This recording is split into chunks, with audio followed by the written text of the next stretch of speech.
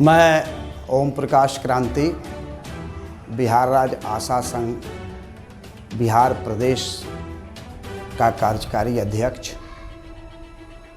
जो एटक से संबद्ध है। आज मैं इस वीडियो के माध्यम से कुछ बातों की चर्चा मैं करना चाहता हूँ। पहली बात तो ये कि आशा का हड़ताल जुलाई से चला और अगस्त के दूसरे सप्ताह में अलग अलग वार्ता के द्वारा उसकी समाप्ति हुई। इस हड़ताल का श्रेय किसे है और इस हड़ताल के माध्यम से आशा को जो प्राप्ति हुई उसका श्रेय किसे है, इसको बताने में हमारे कई यूट्यूबर्स और कई चैनल के लोग बेचैन दिख रहे हैं। मैं लगातार कई यूट्यूबर्स की बातों को भी सुना, कई चैनल्स की बातों को भी सुना और मुझे इन सारी बातों को सुनकर हंसी आ रही है कि भाई लड़ाई आशा की हुई, जीत आशा की हुई, हार आशा की होगी, लेकिन हमारे कुछ यूट्यूबर्स और कुछ चैनल के भाई इतना बेचैन क्यों हैं यह सिद्ध करने में, ये बताने में कि आशा के आंदोलन का वास्तविक नेता कौन है। कोई शशि देवी को बताने में परेशान है तो कोई कौशलेंद्र कुमार वर्मा को बताने में परेशान है। कोई कह रहा है कि कौशलेंद्र कुमार वर्मा सिर्फ वैक्सीन कुरियर की लड़ाई लड़े। मुझे इन बातों को चैनल के माध्यम से, यूट्यूब के माध्यम से सुन करके आश्चर्य हो रहा है, हंसी भी आ रही है और अफसोस भी हो रहा है कि आखिर इस लड़ाई का श्रेय किसको है। ये चैनल वालों के कहने से, यूट्यूबर्स लोगों के कहने से नहीं होगा। इस लड़ाई का हीरो कौन रहा, ये तो हमारी आशा और आशा फैसिलिटेटर बहनें तय करेंगी, बताएंगी। ये उनका मामला है। आखिर चैनल वाले लोगों को इतनी बेचैनी क्यों है। हम ये पूछना चाहते हैं कि आज की जो लड़ाई हुई, 2023 में जो लड़ाई हुई, इस लड़ाई का श्रेय किसको दिया जाए, इस लड़ाई का श्रेय किसको मिले, इसके लिए हमारे यूट्यूबर्स और चैनल वाले बेचैन हैं। कोई शशि यादव को हीरो बता करके जश लेना चाहता है तो कोई कौशलेंद्र कुमार वर्मा को बता करके जश लेना चाहता है, तो कोई कुछ कह रहा है, कोई कुछ कह रहा है। लेकिन मैं कुछ बातों की चर्चा मैं करना चाहता हूं अपनी आशा बहनों से, फैसिलिटेटर बहनों से और उन यूट्यूबर्स भाइयों से भी मैं कुछ चर्चा करना चाहता हूं। और मैं आज चर्चा इसलिए किया कि मैंने देखा कि कुछ चैनल्स वाले भाई और कुछ यूट्यूबर्स वाले भाई मेरे नाम का भी प्रयोग कर रहे हैं। पिछले दिनों मैंने पटना में एक प्रेस कॉन्फ्रेंस में साफ साफ कहा कि जो 12 अगस्त के डेट में चिट्ठी निकली, उस चिट्ठी का पत्रांक आप देखेंगे, उस चिट्ठी का ईयर आप देखेंगे तो बात स्पष्ट रूप से लिखा हुआ है कि 72-69 उस चिट्ठी का पत्रांक है और साल की जगह 2022 लिखा हुआ है। मैंने यही सवाल खड़ा किया कि 21 नवंबर 2022 को हमारी आशा और आशा फैसिलिटेटर बहनों का एक विशाल प्रदर्शन पटना के गर्दनी बाग में हुआ और उस आंदोलन का असर रहा कि बिहार का आशा संभाग जो है, राज्य स्वास्थ्य समिति का आशा संभाग जो है, उसने आशा के प्रोत्साहन राशि में, चूंकि उस समय प्रोत्साहन राशि था, उसमें बढ़ोतरी करने का प्रस्ताव उसी समय दिया। ये वो चिट्ठी से साफ स्पष्ट हो रहा है जो 72-69 पत्रांक है और 2022 लिखा हुआ है। इसी सवाल को हमने उठाया कि ये पत्र तो 2022 का है और उसी पत्र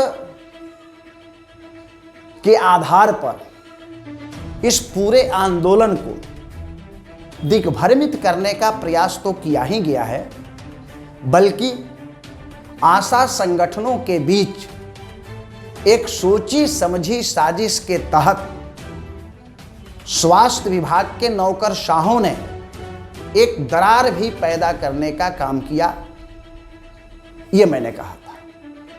लेकिन मैं उन यूट्यूबर्स भाइयों से कहना चाहता हूं, उन चैनल वाले भाइयों से मैं कहना चाहता हूं कि आप जो आज बेचैन हैं कि इस 2023 के आशा की लड़ाई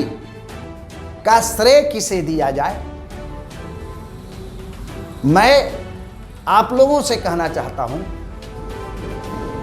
कि कुछ पुरानी बातों को भी आप जानने की कोशिश करें। इतिहास के पन्नों को उल्टे बिना, इतिहास के पन्नों को पढ़े बिना, इतिहास के अनुभवों से सीखे बिना जल्दीबाजी में कुछ कह देना यह अशोभनीय है। आज 2023 के संघर्ष के लिए आप किसी को टोपी पहना सकते हैं, किसी को टोपी पहनाने का प्रयास कर रहे हैं, लेकिन मैं आप भाइयों से कहना चाहता हूं, यूट्यूबर्स भाइयों से और चैनल वाले भाइयों से, कि आप कह रहे हैं कि इस लड़ाई में शशि यादव आगे थी, कौशलेंद्र कुमार वर्मा कहीं नहीं थे, बिहार राज्य आशा संघ एटक नहीं था। मैं आप ही से कहना चाहता हूं कि जरा इतिहास के पन्नों को खंगालिए कि जब बिहार के शहरी क्षेत्र की आशा, जो नगर परिषद, नगर निगम, नगर पंचायत के अंतर्गत काम करती थी, उनको हटाने की चिट्ठी जब निर्गत हुई, उस समय शहरी क्षेत्र की आशा को फिर से काम पर रखवाने के लिए और राज्य स्वास्थ्य समिति ने शहरी क्षेत्र की आशा को हटाने का जो पत्र निर्गत किया था, उसे निरस्त कराने में किसकी भूमिका रही, ये तो जानने का प्रयास कीजिए। कौन उस समय लड़ा, किसके प्रयास से शहरी क्षेत्र की आशा बची और जो शेष बिहार के शहरी क्षेत्र थे, उन क्षेत्रों में भी आशा की बहाली हुई, आशा का चयन किया गया। ये जानने की जरूरत है।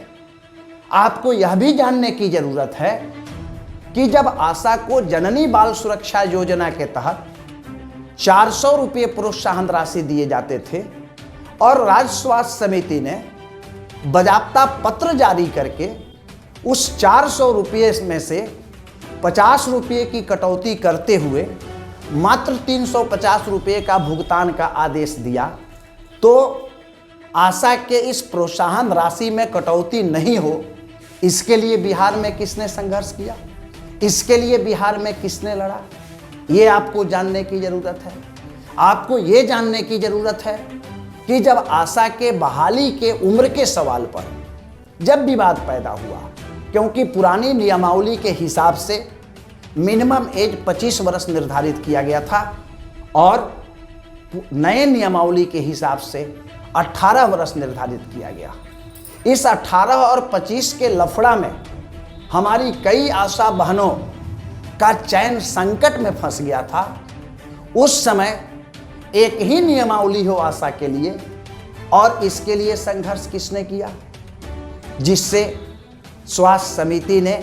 पुरानी नियमावली को निरस्त करते हुए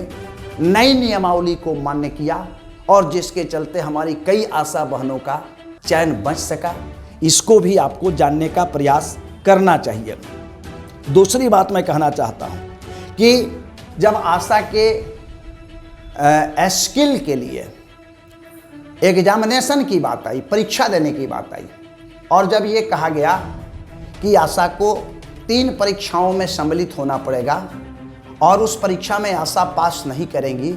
तो उनका चयन रद्द हो जाएगा, इसके खिलाफ किसने इस बिहार की आशा को बचाने का काम किया, संघर्ष किया? पिछले दिनों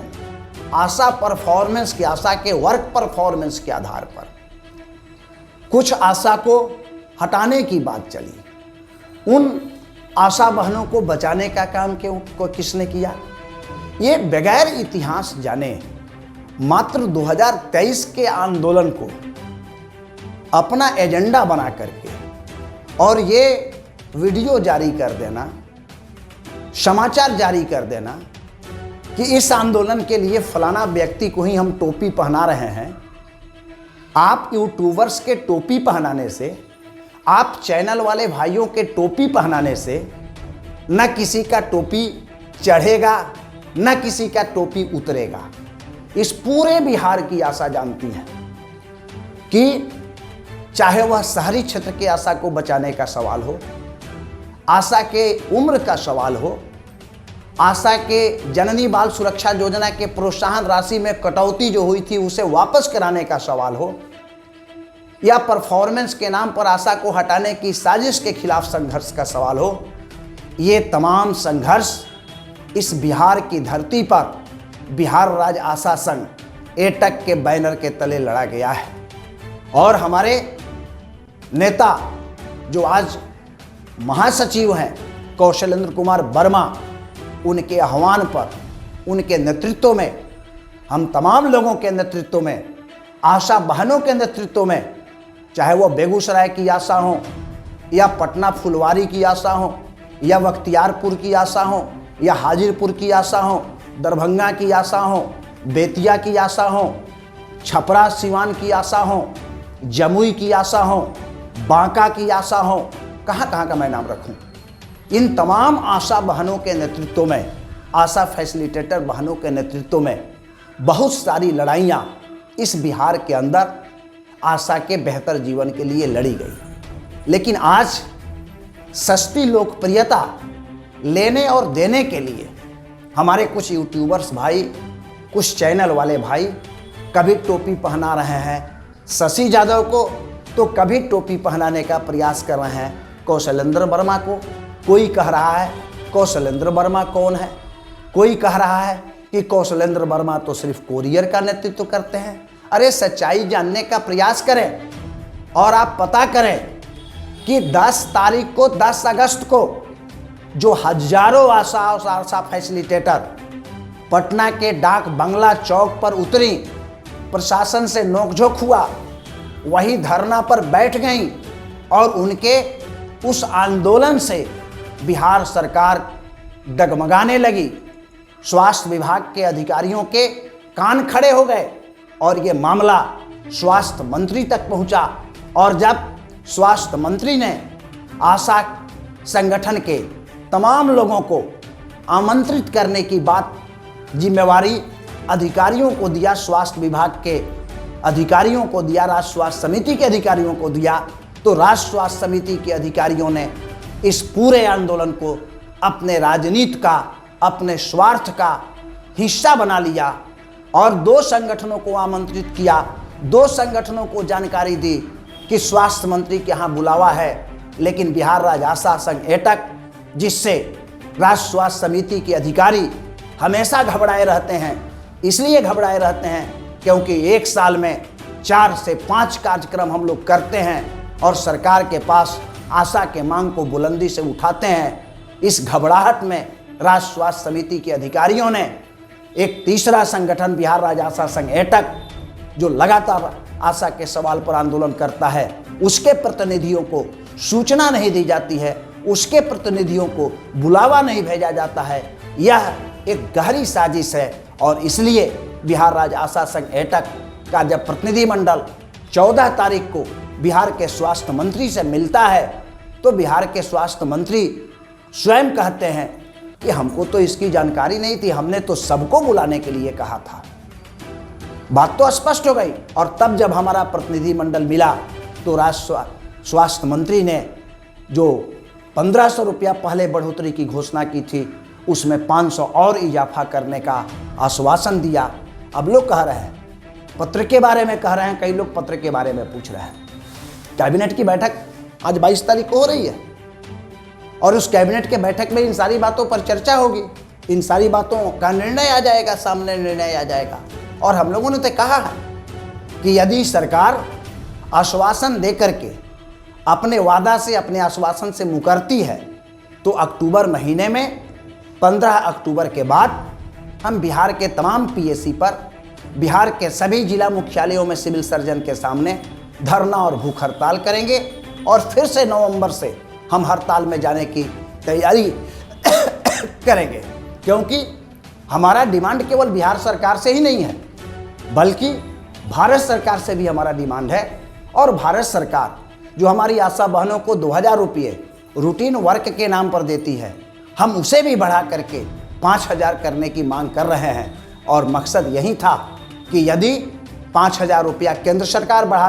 कर देती है और बिहार सरकार 5000 रुपया कर देती है तो 10,000 रुपया इस महंगाई में मिनिमम हमारी आशा बहनों को मिलने लगेगा। ऐसे हम लोगों की मांग 25,000 की है, आगे भी 25,000 की मांग हम लोग करते रहेंगे। लेकिन सरकार की वित्तीय स्थिति, जो सरकार वित्तीय अभाव का, संकट का जो रोना रो रही है, उसको देखते हुए हम लोगों ने भी एक समझदारी बनाया था कि भारत सरकार और बिहार सरकार दोनों सरकारें मिलकर के यदि हमारी आशा बहनों को 10,000 रुपया भी मानदेय घोषित कर देती है तो हम आने वाले दिनों में और वृद्धि के लिए हम लड़ाई लड़ेंगे, लेकिन हमारी आशा को जीने का एक आधार हो जाएगा। तो हमारी लड़ाई जारी है। हमने हड़ताल को स्थगित किया है। आने वाले दिनों में नवंबर महीना में, चूँकि 2024 में लोकसभा का चुनाव होने वाला है और इस लोकसभा के चुनाव को देखते हुए हम बिहार की आशा जो NRHM के तहत काम करती हैं, हम नवंबर में फिर से आंदोलन में जाने की तैयारी करेंगे। लेकिन मैं उन तमाम यूट्यूबर्स भाइयों और चैनल वाले भाइयों से निवेदन पूर्वक कहना चाहता हूँ, आग्रह पूर्वक कहना चाहता हूँ कि आप आशा के इस आंदोलन का टोपी अपने मन से किसी को पहनाने का प्रयास मत कीजिए। आपके टोपी पहनाने से न कोई नेता होता है, न आपके टोपी पहनाने से किसी की नेतागिरी खत्म हो जाती है। हमारी बिहार की आशा बहनें जिसको नेता मानती हैं, जो उनके लिए मरने के लिए तैयार है, जो उनके लिए पिछले 16 वर्षों से मर रहा है, जो उनके लिए पटना से दिल्ली तक संघर्ष किया, जो उनके लिए लाठियां खाई, जो उनके लिए दिल्ली में गर्म पानी का बौछार झेला, आप उस इतिहास को उलटने का प्रयास कीजिए। और इस तरह से ये अलबल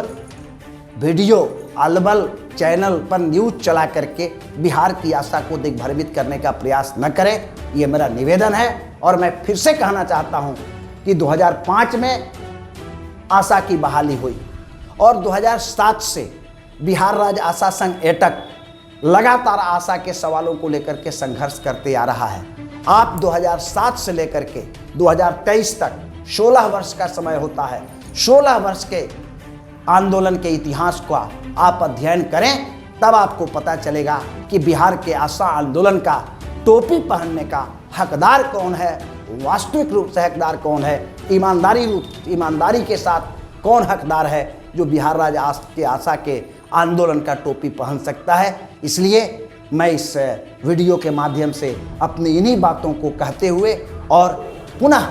यदि मेरे इस वीडियो से किसी को तकलीफ़ हो, किसी को दुख हो, तो खेद व्यक्त करते हुए, उनसे क्षमा मांगते हुए मैंने सच्चाई को इस वीडियो के माध्यम से बिहार की आशा के सामने विचार करने के लिए मैं प्रस्तुत कर रहा हूँ। धन्यवाद।